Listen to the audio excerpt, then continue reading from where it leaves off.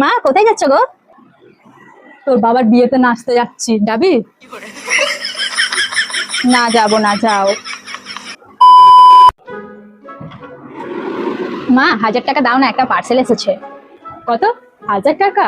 ওই তো যা, বাগানে গাছটা আছে, দেখবি সব 500 টাকার নোট ঝুলছে, ওখান থেকে 1000 টাকা নিয়ে চলে যা, কেমন?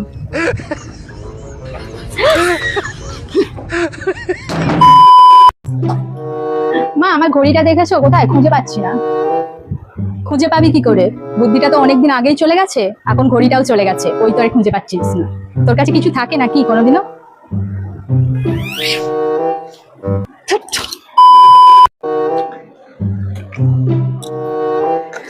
মা আজকে কি রান্না করছো গো?